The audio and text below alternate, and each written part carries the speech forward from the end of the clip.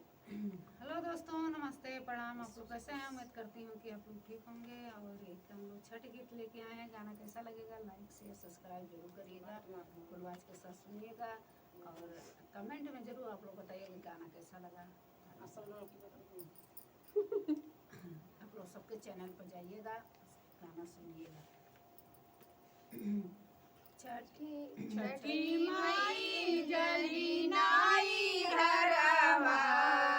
लियली ठेकुआ बनाय लियली ठेकुआ बनाय छठी माया जली नाई हरवा लियली ठेकुआ बनाय लियली ठेकुआ बनाय हंसी हंसी पूछेला सेवा खावा छठी मैया कहावा तू जाय छठी मैया कहावा तू जाय हंसी हंसी पूछेला सेवा खावा छठी मैया कहावा के जाय छठी मैया कहावा तू जाय सेवा सारी पनारी अरवा लियली मोटरी बनाय लियली मोटरी बनाय सेवा सारी पनारी अरवा लियली मोटरी बनाय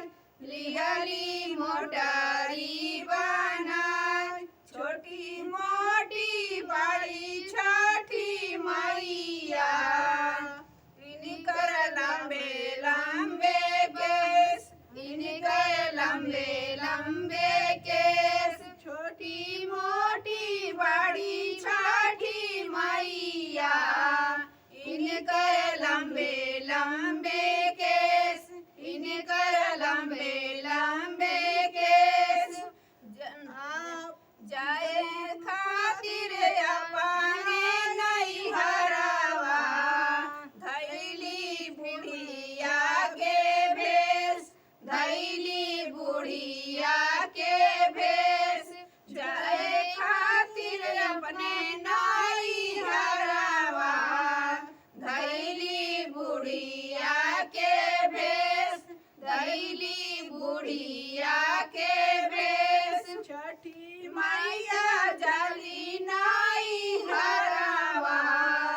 लिहली उखिया सजाय लिहली उखिया सजाय छठी मैया जली नाई हरावा लिहली उखिया सजाय लिहली उखिया सजाय हंसी हंसी पूछेला सेवा खावा उखिया कहावा के जाय उखिया कहावा के जाय छठी मई से पूछेला सेवा खावा उखिया कहावा के जाय उखिया कहावा के जाय कहेले सुना हो सेवा कावा छठी मैया होई ना सहाय छठी मैया होई ना सहाय छठी मैया जाली नाई हरावा ओई जाल छठी मैया